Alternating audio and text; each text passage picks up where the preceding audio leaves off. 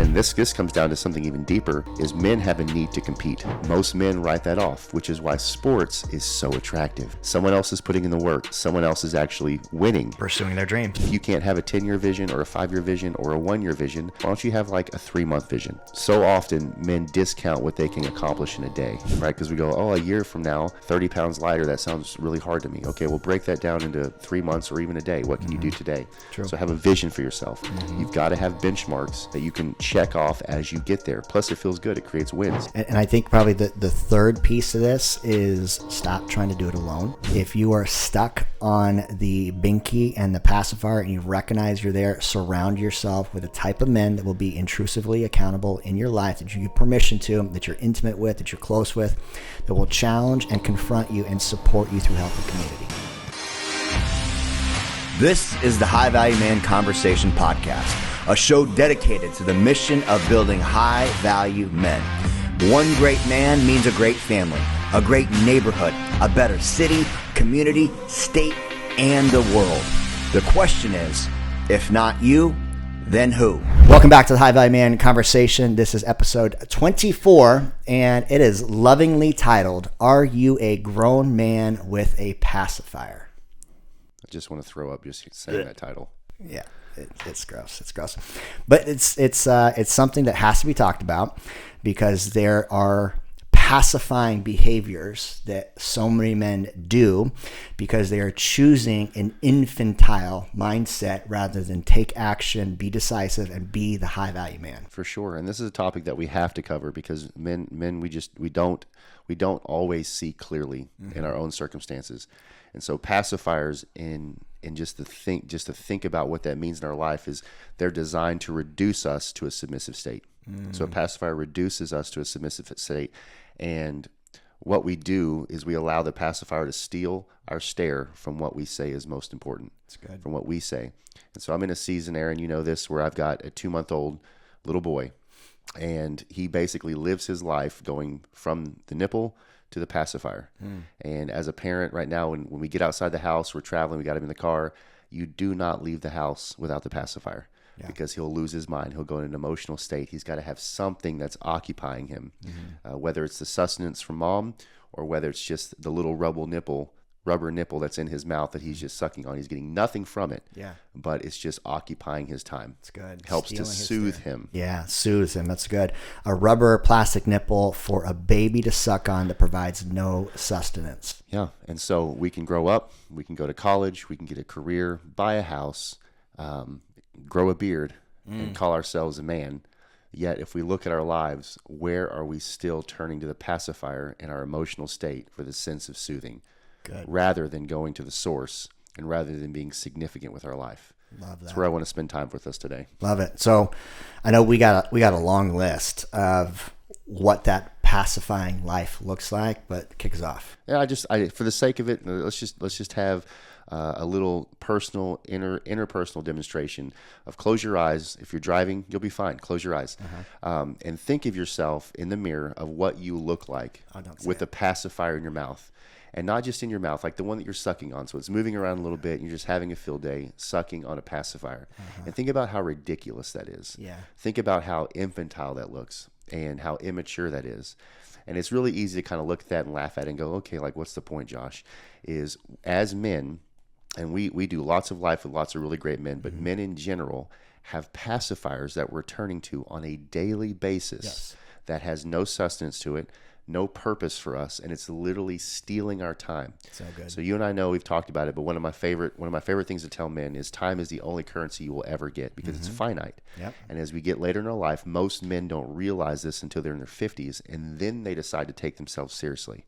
So what that means is, regardless of what season you're in, regardless of your circumstances, your relation status, whatever it may be, you have to stop and realize that you've probably got several pacifiers that you're turning to every single day that is sabotaging you in your own life to have live a life that's fulfilling, sustainable, that brings you joy, pride, makes you feel strong. So let's unearth some of those today so that I can do with you men what I do with my children of when it's time to get off the binky, you cut the nipple off. And at that point, it's no longer a pleasant experience. Yeah, get off the milk, get onto the meat, my friends. Time to man up. Time to man up. So easiest one that comes to mind, I think a lot of guys defend, is sports, right? And so you think about the 4, 5, 7 hours during playoff season, your favorite team is playing that you don't own, by the way, that you're sitting, observing, watching, and cheering. And what are you actually doing? You're pacifying. Yeah, for sure. And this comes down to something even deeper: is men have a need to compete. It's an intricate thing in who we are as men. We need to compete, to be part of something where we challenge ourselves, come to the end of ourselves, and can have pride when we can overcome parts of ourselves. Yep. Most men write that off, which is why sports is so attractive. Someone else is putting in the work. Someone else is actually winning, Pursuing their dreams. but if you say, "Oh, that's our team, my team. They did this, they did that. We got this person. We picked up this person in the draft." No, you stinking didn't. Yeah. They did. But your need to compete is so high, and you're so pacified with your binky of just watching the television. You think you're a part of the organization. That's good. You're not.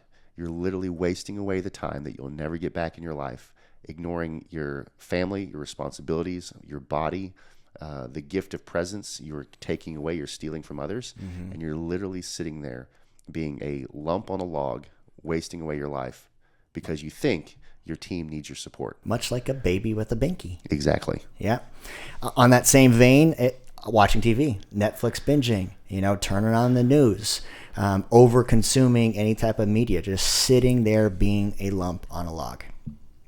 We've got video games, and I slightly challenge this one. If you are a professional video gamer and it is your livelihood and you are streaming, you're building out the channels, and you've created an income around it, because we see these young kids creating like great communities around the video games. If that's you, great. This does not apply to you. But for the mass majority, you're talking to 0.0001% of the community. So we're likely not, it's a different community. Sure. If it's not your livelihood, we're talking to you. Yep. And everyone else that is like, man, I just want to unwind and play some video games and step into this fantasy world where I can level up my character. Why don't you get up off your ass and level up your own character? That's the whole point of the pacifier. Is what I want to do is I want to get away from my responsibilities. Yeah. I want to disassociate from the things in my life that I need to do. I just need a breather.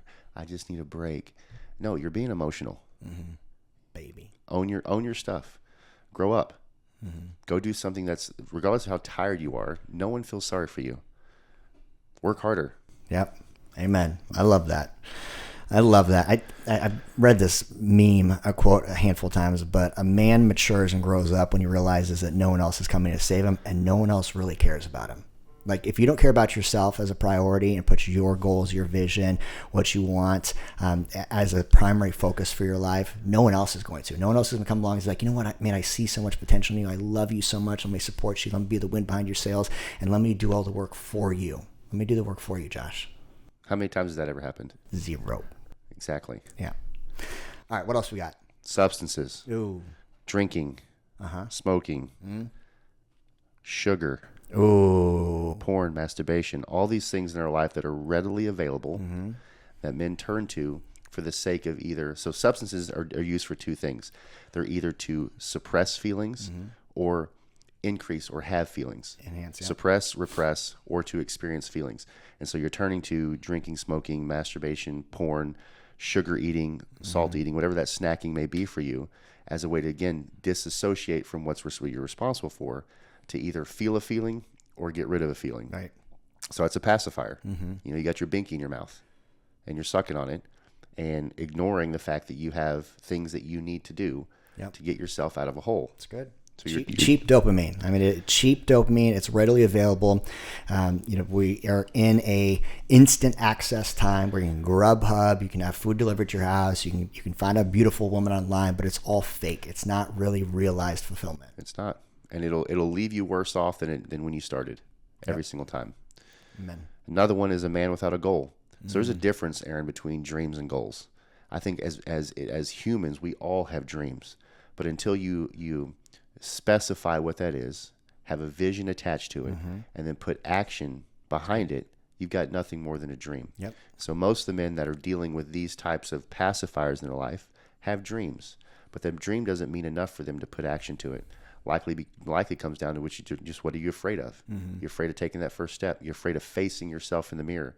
You're afraid of after actually having to overcome parts of yourself, like being authentic with another man, or going getting counseling, or having a mentor or a coach or a community around you that's going to make you feel uncomfortable.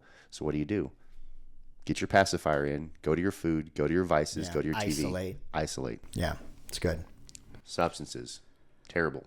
Horrible. Bad. Sugar's probably one of the worst ones too. I think so many guys justify that. Drinking, drugs, your barstool buddies. One we talk about too, I think, is the garage full of cars and the man cave. That's another one that you may not think of because there might be purpose behind it.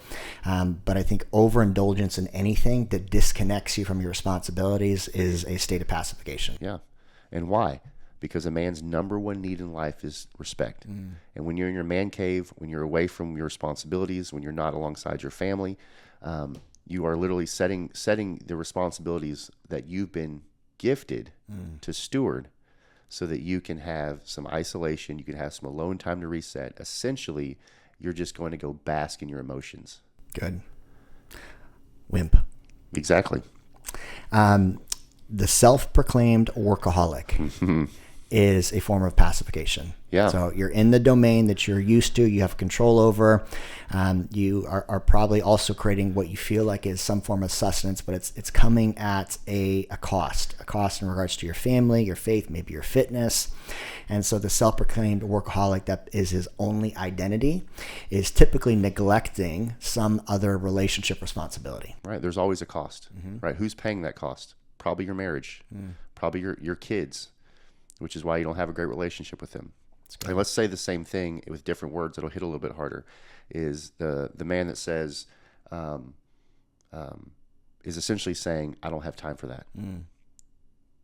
Everyone has the same amount of time, but you have not put enough priority. You haven't put enough effort into creating this true goal in your life that you can just write it off. So if you're the guy that says, oh, I don't have enough time, or I work too much, no, that's because your significance is based in those things. Yeah. Or you're just simply pacifying yourself to make space for not having to do something else. Like get your bottom in the gym, go read a book, go date your wife, go roll around and play with your kids on the floor. That's good. Go break a sweat, whatever it is. You have time. Yeah. You just choosing not to. That's good. That's a pacifier. Spit it out. So to summarize all this, a form of pacification, that binky in your mouth, is anything that reduces you to a submissive state. It's powerful. Yeah. And I just keep thinking to myself in the mirror of the pacifier and being grossed out. Yeah, it's gross. Maybe we can create some graphic visuals. An editor can put something on of just a grown man with a binky and a diaper. There's an old movie, the original Roger Rabbit. Okay. Where one of the characters was a baby, but when the set breaks, he actually is a grown man. He goes off, smokes a cigar. I'm going, yeah, that's probably who we're talking to. Yeah, it's good. All right, so how do we break out of this state of pacification? I think we have jammed them with a knife, turned and twisted it, and they can now visualize themselves as bearded, muscular man with a binky in their mouth, and they're like, oh, all right, this hits home. It definitely resonates. How do they get out of it? How to get out of being a baby? Action. Okay. Action. So there's multiple things that go along with that. One, you got to have. We talk about this often. You've got to have a vision for your life. You can't go somewhere if you don't see it first. True. You're never going to travel without a map. You're never going to create anything if you can't see it. So you've got to have some sort of vision. And if you can't have a 10-year vision or a 5-year vision or a 1-year vision, why don't you have like a 3-month vision? That's good. So often men discount what they can accomplish in a day, right? Because we go, oh, a year from now, 30 pounds lighter, that sounds really hard to me. Okay, we'll break that down into 3 months or even a day. What can you do today? True. So have a vision for yourself. From the vision, we talk about creating goals. You've got to have benchmarks that you can check off as you get there. Plus, it feels good. It creates wins. Yep. Start to stack some momentum in your life. Just having a general mission for who you are. Right, give some value to what it means to enter your last name. That's good. As a Lashua, this is who we are. Right, I've got a vision for that. I've got goals to create that in my family for not just myself, but my marriage and my kids. That's good. And then putting action to it. So good. And I think probably the third piece of this is, and we hit this point home so often, is stop trying to do it alone. Stop trying to do it alone. If you are stuck on the binky and the pacifier and you recognize you're there, surround yourself with a type of men that will be intrusively accountable in your life, that you give permission to, that you're intimate with, that you're close with, that will challenge and confront you and support you through healthy community. Love that. In the same essence, just because I'm a visual guy, is you've got to become the smallest fish in the pond. Yeah. There's so much comfort and pride that comes along when you can think highly of yourself. I'm the smartest guy, or I make the most money, or I'm the best in the sales team. I'm the most fit in my group. If that's true, then that's not a group that's serving you. Yeah. Right? If you consider yourself the big fish, you've got to get in a place where there are other fish that are bigger than you, so that you can get in the draft of other men. That's good. Right? That doesn't mean women. That means men. Yes. Get in the draft of another man, Yes. who's further along than you, that has the family that you want, the finances that you want, that has the peace and fitness in their life that they want. And you've got to get in their draft and do what they do. Excellence. So Tony Robbins says that success leaves breadcrumbs. Right? Get on the right crumb trail. And so that you can start to replicate in your life what others have, so you don't have to recreate the wheel, because that's way more difficult, and you're going to do that alone. It's good. And if we go back to that baby in a diaper with a binky in his mouth, that baby eventually gets off the milk, gets onto the meat, and if we truly understand our emotional, physical, spiritual, and development as men, our masculine journey, we have to start modeling other men. And so if you are in this baby state as a grown-ass man, recognize the way that you mature and grow is you start spending time with greater men. You have to. That's it. You have to. I love that. Something else that you can do today to change the direction of your life and actually cut the tip off that pacifier and throw it away is to choose to do something hard every single day. Let's go. Give him an example. So just to challenge yourself, when you wake up in the morning, roll out of bed and knock out 40 push-ups. Regardless of whether you can think you can finish it or not, just do it. Something that Aaron and I do every day is we take ice baths. We sit in discomfort for an allotted amount of time for the simple sake that we are choosing the purpose of our life over pain. So you choose your purpose over your own pain. Getting up early will never be convenient. Although I make the most ground in my day when I'm the first one up in my house. And I wake up several hours before the rest of my family. You already talked about pursuing another man. That means get a confidant, a friend who can lead you, someone in your inner sphere. Get yourself a coach. Coach that can help you with your relationship, with your finances, and with your body. You've got to have it. And then also get yourself a mentor. And this is where a lot of men, you can find that in the coaching realm for sure.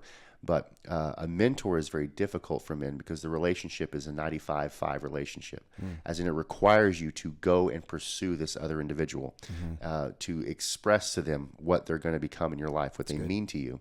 And then also it's going to require that for that relationship to actually flourish, it's going to require you to give 95% of the effort to make it happen. That's good. The mentor will just give you 5% back, and that 5% is something you can work with to help yourself grow over the next coming weeks and months.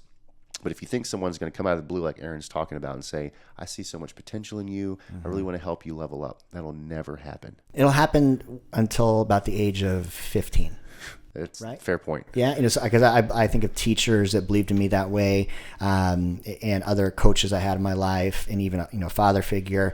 But it happens to men up until adolescence, and at a certain point, and whether it's the beard on your face or it's the attitude you have, The voice drop. yeah, the voice drop, yeah. But at a certain point in your life, men start to recognize you as a man. And so you may show up as a man. They're no longer going to want to go out of their way to try to meet you where you're at. They're going to expect you to meet them there, just meet on the same playing field. And so it doesn't mean you can't bring a mentor in your life at different seasons, but if you haven't had one and you're in that lone wolf isolated mindset and you realize that you have just been pacifying your greatness, you need to seek it out, just as Josh said. It's 95-5. Yeah, that's it. It takes an attitude of I'm not the biggest or smartest, and I need to get in the sphere of somebody else who's further along than me, and I also need to humble myself. That's good. And get in that man's draft, and literally any suggestion that is made by that person, receive it as a command. That's good. So that way you put lots of value behind it, and you're willing to put lots of effort to it until you can benchmark and check that. That's good. So Powerful. Yeah, we need a baseline to work off of, and wisdom from a mentor will certainly give that to you. Love it. This is a short, brief, powerful powerful conversation, but you should probably listen to it again. And if you found yourself disassociating, maybe we triggered you with the idea of a binky in your mouth and a diaper on your butt and being We talked about your sports team. I'm sorry. Yeah, a lump on a log where your wife has become your mommy and you're abdicating leadership. Let this conversation that stimulated some feelings be the point in time where you start taking action. Create vision for your life. Do something difficult and hard. Create goals. Be clear with what it is that you said you want, and make consistent daily action. And then surround yourself with a group of guys that will challenge you, support you, help you be competitive, and really bring out the best in you. I love it. Deep. Boom. Easy. Not simple. No. Simple, not easy. Yes. Simple, not easy. 3 steps: get a vision, take action, and surround yourself with great men. Exactly. Boom. If you love this episode, do us a big favor and leave us a 5-star review. Leave some comments below. Join our free community on School, the High Value Man community. We will provide you some insights, some understanding, some great tools. And more so than anything, we're going to help support you, challenge you, and confront that baby inside that is preventing you from living your life of greatness. Yep. Much love, many blessings. Talk to you guys soon. Boom.